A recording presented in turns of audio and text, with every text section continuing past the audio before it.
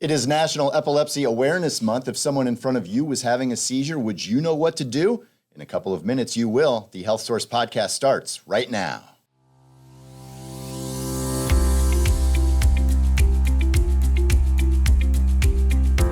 You are listening to the Health Source podcast, presented by the Marshall Health Network.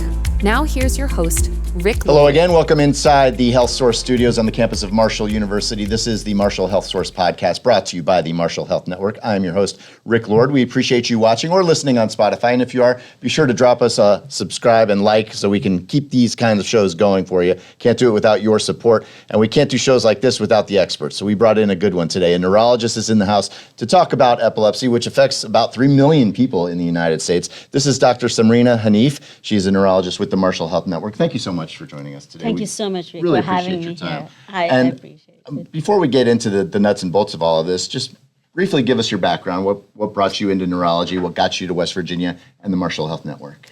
Thank you so much. So I'm Dr. Samrina Hanif, one of the adult neurologists and epilepsy specialists here at Marshall University. I did my med school training in Pakistan, then New York City, New York Medical College for my neurology residency, and then at Vanderbilt for my epilepsy fellowship. 2015, exactly 10 years ago, is when I joined Marshall, and I've been here. May of this year will make it exactly 10 years. So epilepsy is your specialty. When people visualize epilepsy, a lot of times it's the grand mal seizures that come to mind right away, the on the ground, violently convulsing. But epilepsy is much broader than that. There's a wide spectrum. So if you could, for the in layman's terms, for people that might not be familiar with the disorder, talk about epilepsy, what it is, and some of the causes and symptoms. Thank you so much. That's a very, very important question. So, and a wide, varied range of manifestations. Mm-hmm. So epilepsy, the best way to explain it is it's a neurological disorder with abnormal brain electrical activity. And it manifests clinically in a wide range of behaviors. You can have, obviously, the more dramatic convulsions or shaking with incontinence or tongue bite. But more commonly, we see the milder variations, and sometimes some variations of generalized epilepsy. I see just staring episodes in children, or myoclonic jerks early in the morning, which are just, shoulder jerks or arm jerks early in the morning. And with focal seizures, these patients can have like a deja vu experience or a sensory abnormality of tingling down the arm or just a right arm shaking, which we call a focal motor seizure. Right. So wide way that they can manifest clinically. We talked a little off screen before this started. It's a situation that hits home with me. I have 3 young boys, and we all have the same gene mutation that makes us more predisposed to seizures and epilepsy, mm-hmm. and they're all on different medicines and protocols. And that speaks to my next point, is that this is something that can present itself differently in people that have the same exact gene mutation, the same exact genetic profile. That must make it challenging and in some ways maybe difficult to diagnose and to treat. Oh, absolutely. The same gene can have the slightest variations. Sometimes I have families with genetic generalized epilepsies, and the way they manifest might be different. What's interesting is that most genetic generalized epilepsies or genetic epilepsies a lot of times do portray epigenetics. Oh. So those patients, if they are on a particular medication, one brother or the other brother might respond to the same medications. But that's not always the case. Sometimes there can be variations, and other factors also play a role in the type of epilepsy, from environmental factors to allergies to a particular medication, or sometimes side effects with other medications that the child or the adult might be taking. Sure. So even if there is a genetic component, there can still be different triggers for these things, yes, right? Yes. So multiple triggers. The biggest one, obviously, is if you skip a dose of medicine. But other environmental triggers, those include what we call reflex epilepsies with photic stimulation. So photic stimulation with video games, with flashing lights, with cartoons, those can be big triggers. Sometimes abnormal smells or even hearing music. We call that musicogenic epilepsy, where a particular note or a particular sound and the emotions attached to it can be a trigger for that form of epilepsy. So how common are these different types? I mean, obviously the grand mal, the stereotypical on-the-ground violently shaking, that's easy to see. Okay, you know what that is. But sometimes what you talked about, how you're just not really there. It's almost like you're absent. Those can be maybe even tougher to see. So I mean, what are some of the things to look out for those different seizures, and how common are they? So depending on the age, so younger children, when they have absence epilepsy between the ages of 3 to say 6 years old, you need to watch out for sudden drops in grades. Sometimes when they'll be concentrating, they will just stare off or zone out. The teachers will respond to you, or the brothers and sisters will respond to you, that especially when they're playing video games or watching cartoons, which are a big trigger, or if they have, say, sunflower syndrome, where there's flashing of light between the eyes, that can be a provoking effect for the child to be staring off. In adults, when they have focal epilepsy, it's a very, very different manifestation.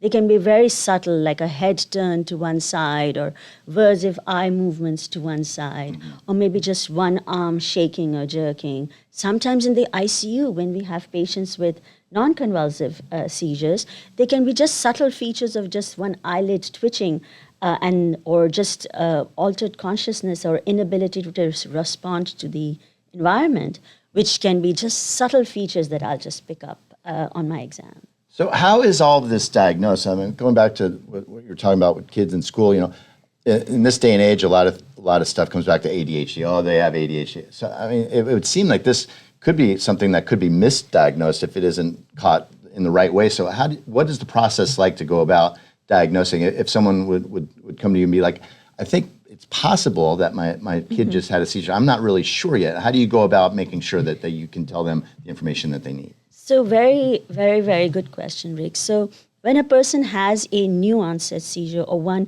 full-blown seizure, multiple studies have shown that the first EEG, if it is done without any anti-seizure medications, in the first 2 weeks of that event, has the highest likelihood of picking up abnormalities.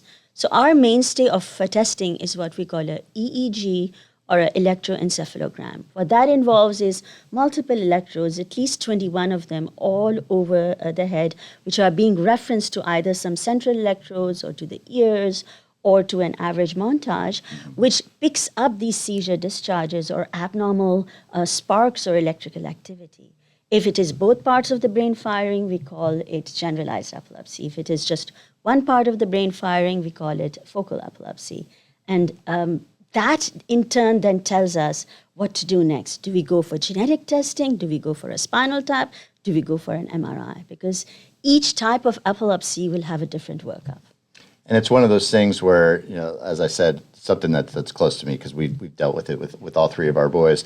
Scary as the first seizure that you see when a little child is having a seizure, especially a grand mal seizure, and then you learn to work your way through it. And like you mentioned with the EEG, you bring your little one to the ER, and all of a sudden they have all these electrodes on their head, and you're like, oh my goodness, but they're just sitting there playing with their toys, like it's no big deal. But when you're going through the process of figuring out what this is and how to get them treated, there is a lot of trial and error involved. You mentioned different medications. Sometimes this one works, sometimes this one doesn't, sometimes together they'll work.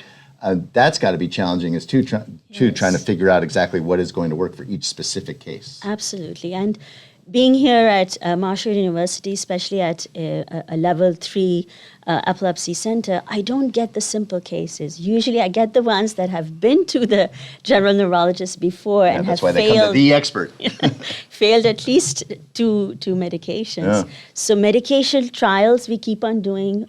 But the first thing I always do is try and get a prolonged EEG, either an at-home 3-day EEG or an ICU stay, what we call the epilepsy monitoring unit, to really find out, was that medication correctly given for that type of epilepsy? So classification and medication adjustment in a controlled scientific way to find out proof, was it the correct medication or not? And if that fails, then we have options with surgical options and neuromodulation and ketogenic diet. There's a lot of options out there as far as treatment is concerned. And genetics play a role, and genetic testing can help too, because knowledge is power, and the more you know, the better suited you are to have the tools at your disposal that you need. In my case, I have a gene mutation that runs through the males in our family. My father had it, I have it, all three of our boys have it. And that's something that people can get done too to see if it is possible that it is a gene mutation that just runs in the family. True. Absolutely. I am encouraging all our epilepsy patients to get this gene testing done. So with GeneDx and with Invitae both, we can get whole exome sequencing as well as whole genome sequencing. The American Epilepsy Society does state that any child or adult with autism and epilepsy or epilepsy with any form of intellectual impairment or cerebral palsy should get whole genome testing. But sometimes we have to do whole exome testing too. And the genetic testing in that then helps us in finding out, just like right now, there's ways to find out with gene mutations whether there's a cerebral folinic acid deficiency. And those patients can be treated with high-dose leucovorin if they have autism and epilepsy. Okay, so we talked off the top, 3 million people in the United States have some form of epilepsy. It's a big number. And there's a chance that someone right now might have it. You might not even know it. Like if you live with it, like in our family, we're well versed on what to do, and we know all the medications. And at schools, they know we send emergency meds with our kids to school and preschool and kindergarten. Those teachers know what to do because they're trained on that. If it's just someone that you're with, maybe a friend that has it, you don't even know it, and all of a sudden they have a seizure right in front of you. What are the steps that you need to take to make sure that they're going to be okay? Because again, it's frightening when you see it for the first time if you're not used to it. But it can be treated, or it can be, I don't know the word for it, but if it's happening in front of you, there are steps you can take to make sure that everything's going to be okay. So the 3 things I tell all my patient caregivers, stay safe side. So first thing is you have to stay by the patient's side. Make sure that you remove any kind of harmful objects. If they're sitting on a chair, lower them to the ground. Maybe shift them over to one side, because if they're having a generalized convulsion, you don't want them to swallow their secretions.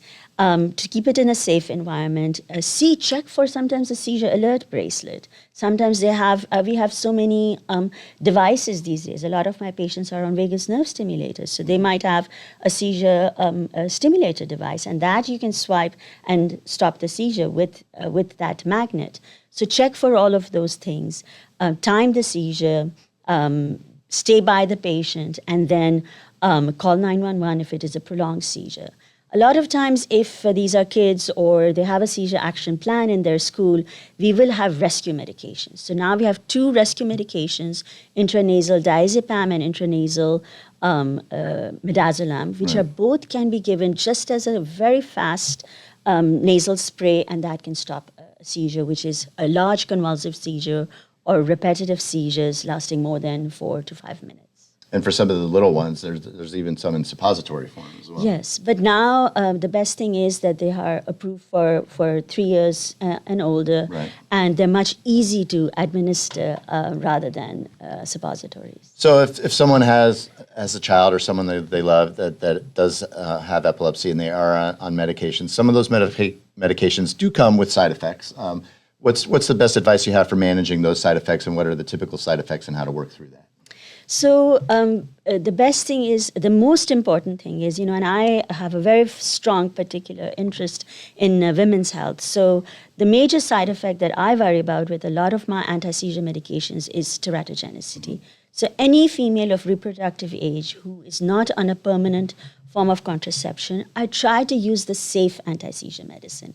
So if they come to me and they're having side effects or they're planning a pregnancy, my first objective is to switch them to a medication like levetiracetam, lamotrigine.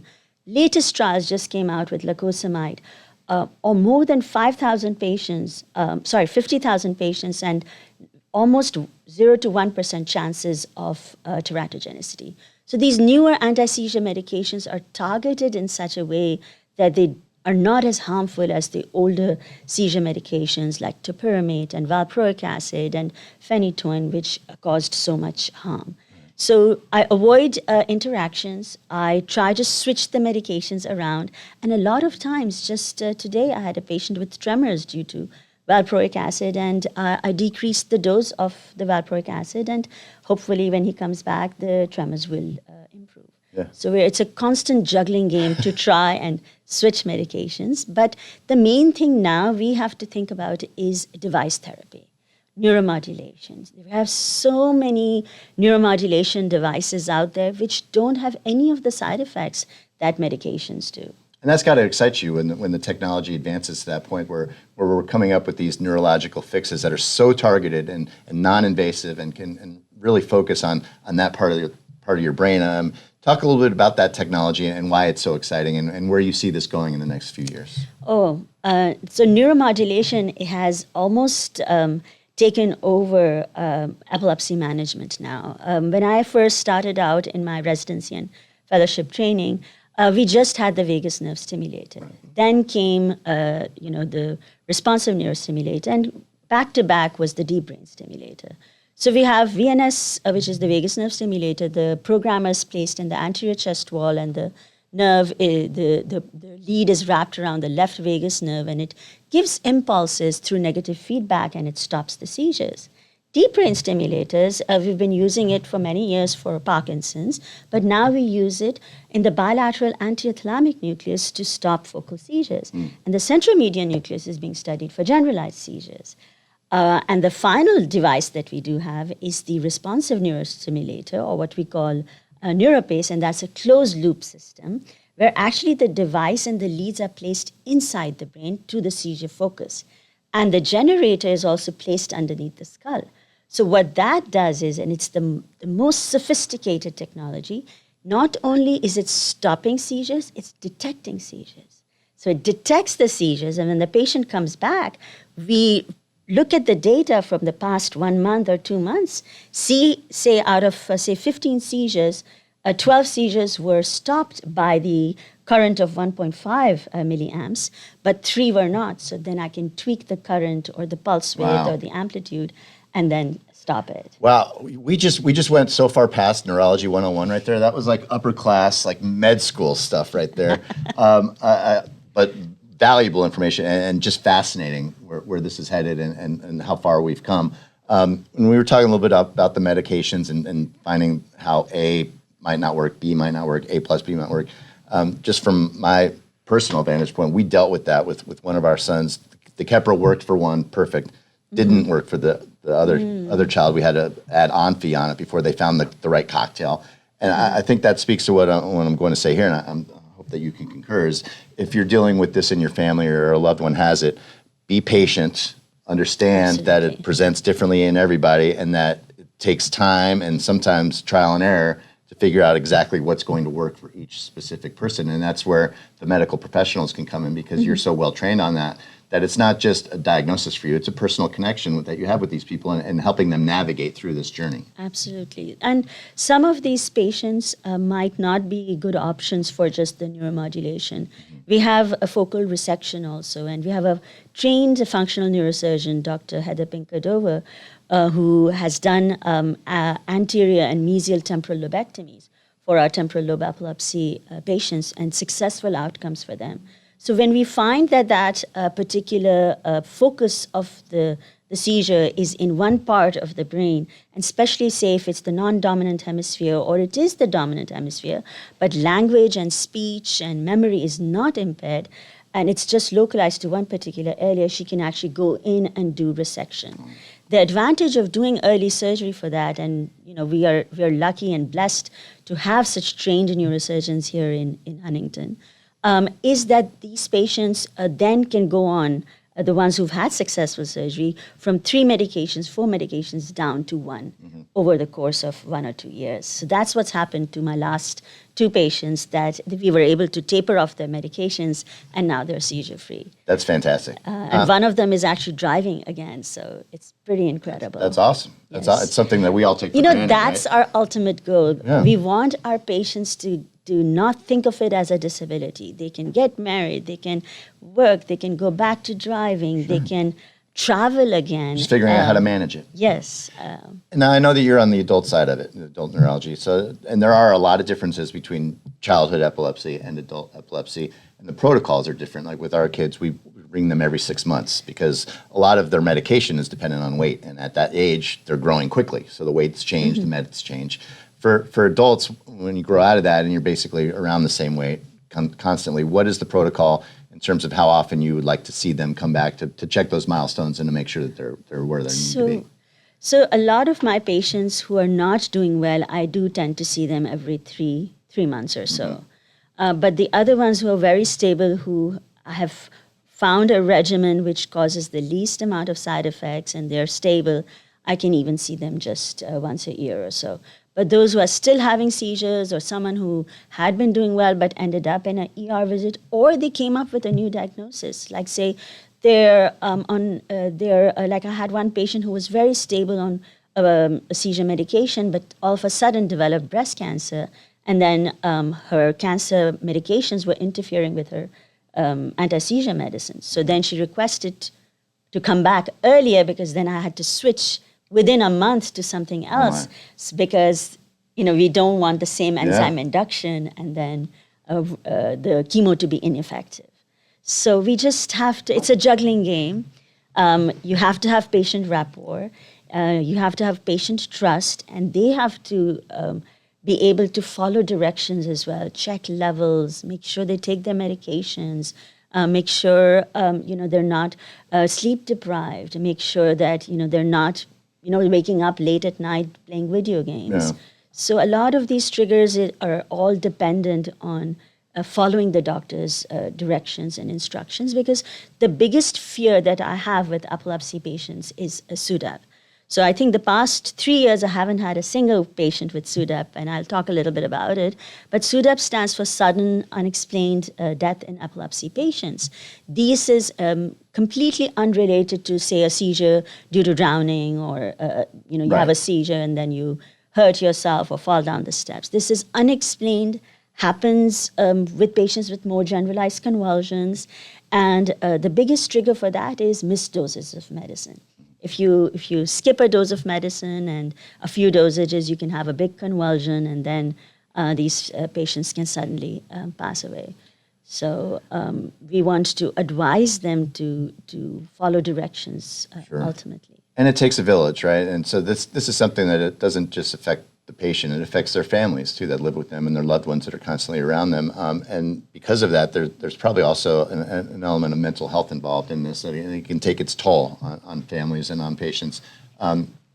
We've talked a lot with prior guests on the show about how the Marshall Health Network is a team, and there's a lot of teamwork involved. Mm-hmm. Is there an element to what you do to bring in some of these mental health experts if you're dealing with a situation where there's a patient or a family or both they're maybe having some troubles there, and ways to get them on the right path? So this is such an important topic, and every year for November for Epilepsy Awareness, we either do a walk or a talk about different aspects of epilepsy. And interestingly enough, this year on November 22nd, we have a whole symposium on mental health and epilepsy. Oh, wow. So I'm one of the speakers, and I will be talking about psychiatric comorbidities in epilepsy patients. A lot of these patients have what we call ictal psychosis, or anxiety and depression, or part of their temporal lobe seizures is that involuntary extramonitory sensation of fear and anxiety as a manifestation of their seizures. And a lot of them, after the seizure is over, can sometimes just run off into the backyard or be very angry and agitated. And we've had that in the epilepsy monitoring unit. So I will be talking about that. And we have Dr. Meredith Bentley, who is our psychiatrist here at Marshall University, and she will be talking about what we call functional seizures, what kind of manifests as sometimes, and again,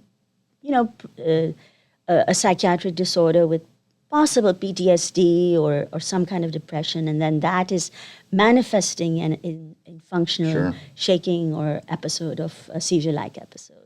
How about that? I didn't even know that was happening. It's a perfect marriage of exactly what we were talking about, and it's coming up right around the corner. Yes. Talk a little bit about how that people can get a hold of, or even just find out information about that symposium, and beyond that, how they could get a hold of you if they have a question or if they have a concern about epilepsy. Absolutely. It's open to the public and to any healthcare professionals as well. So please, November 22nd, We can post a link Is there a website? here. Yeah, we can put a link on the Yes. screen. What's the website? I am a big proponent. So on Facebook, there is the Epilepsy Foundation of West Virginia. Anyone who has epilepsy or is a caretaker or caregiver of someone with epilepsy, please join the Epilepsy Foundation. We have free seminars, we have walks, we have teen support group meetings, we have bake sales, we have caregiver night outs. We just the women go and we talk about issues with women in epilepsy. So there's a slew of resources out there and advocacy. A lot of kids with epilepsy want to talk about advocacy and better care for their seizures in their schools. So I have a lot of young adolescent boys and girls who are very active with the Epilepsy Foundation. So that's a Facebook page. Do you have a Yes. specific website that they could go to, or should they just Google Marshall Health Network epilepsy? Or Yeah. we these days and age, we can figure out how to navigate to try to just search.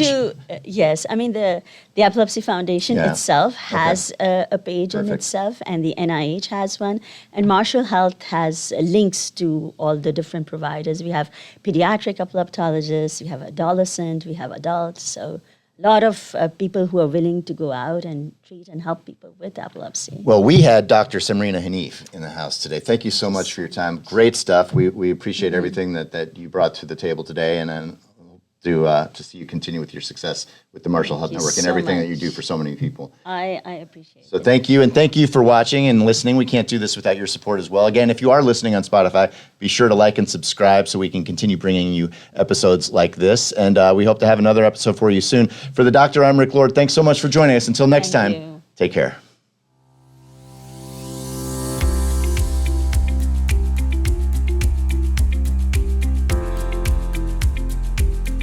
That was the Health Source Podcast, presented by the Marshall Health Network.